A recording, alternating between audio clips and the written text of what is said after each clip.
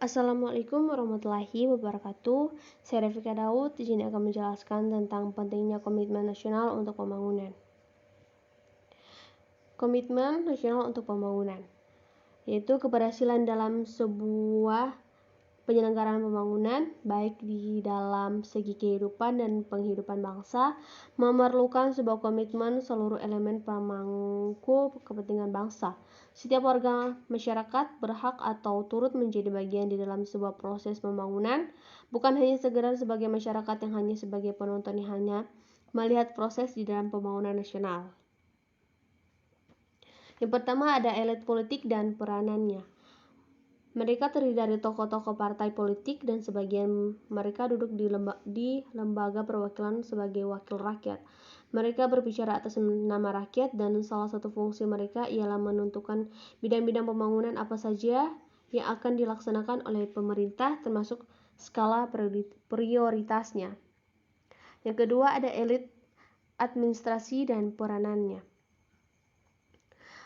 Pemerintah berfungsi antara lain untuk menjabarkan strategi pembangunan nasional menjadi rencana pembangunan, baik untuk kepentingan jangka panjang, jangka sedang, dan jangka pendek, bahkan juga dalam mengalokasikan sumber daya dan dana tertentu, misalnya melalui tender berbagai proyek pembangunan di seluruh wilayah kekuasaan negara.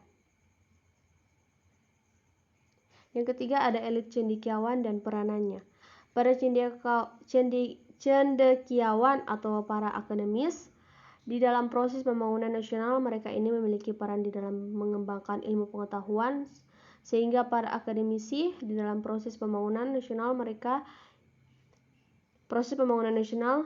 ini memiliki peran di dalam mengembangkan ilmu pengetahuan, sehingga ilmu yang dimiliki oleh para elit cendekiawan mampu memecahkan berbagai permasalahan dalam penyelenggaraan berbagai kegiatan pembangunan.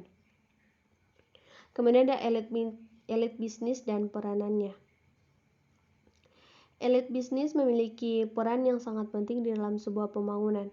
Elit bisnis ini atau sering kita sebut sebagai pengusaha atau wirausaha atau pemilik modal. Partisipasi elit bisnis ini di dalam pembangunan nasional diharapkan dapat mampu memberikan dukungan strategi, rencana, dan kebijaksanaan pembangunan nasional. Di samping itu, elit bisnis memiliki peran yang tak kalah penting, yaitu menciptakan lapangan pekerjaan sebanyak-banyaknya sehingga mengurangi angka pengangguran sebuah negara. Dan yang terakhir ada elit militer dan peranannya.